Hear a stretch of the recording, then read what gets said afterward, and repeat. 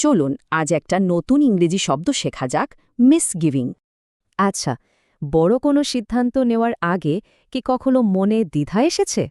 ভেতর থেকে একটা খচখচানি, মনে হয় কিছু একটা হয়তো ঠিক হচ্ছে না। এটা কিন্তু সবারই হয়। এই অনুভূতিটা আরও সহজে বুঝতে চলুন মিনার গল্পটা শুনে।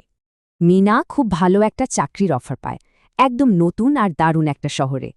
ওর বন্ধু পরিবার সবাই তো খুশিতে আত্মহারা, ভাবল এর চেয়ে ভালো আর কি হতে পারে।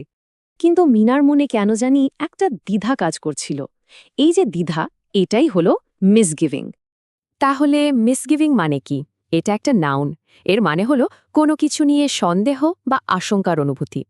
ব্যাপারটা অনেকটা এরকম, মনে সন্দেহ, সাথে একটু দুশ্চিন্তা, আর ভবিষ্যৎ নিয়ে একটা উদ্বেগ।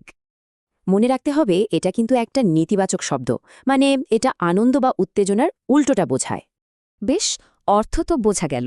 চলুন এবার দেখি এটা বাস্তবে কিভাবে ব্যবহার করা হয়। এই বাক্যে কোম্পানির নতুন পরিকল্পনা নিয়ে কর্মচারীদের মনে সন্দেহ বা মিসগিভিংস ছিল। তার মানে ব্যবসার ক্ষেত্রে টিমের মিসগিভিংস বা দ্বিধাগুলো শোনা খুবই জরুরি। আবার রাজনীতিতে প্রার্থীর নীতি নিয়ে ভোটারদের মিসগিভিংস থাকলে ভোটের ফলাফলে তার প্রভাব পড়ে। জনগণের এই মিসগিভিংস কিন্তু বেশ শক্তিশালী। এটা আসলে এক ধরনের আস্থার অভাব তুলে ধরে। এবার দেখুন একটা ব্যক্তিগত জীবনের উদাহরণ। এই অনুভূতিটা কি পরিচিত লাগছে? ঠিক, এটা তো একদম মিনার গল্পের মতো। চাকরির অফারটা নিয়ে ওর মনে ঠিক এই মিসগিভিংসই ছিল। আসলে মিসগিভিং হলো মনের একটা সিগন্যাল। এটা আমাদের বলে আরেকবার ভালো করে ভেবে দেখতে। তাহলে শেষ প্রশ্নটা হলো, কখন এই মনের দ্বিধাকে গুরুত্ব দেওয়া উচিত?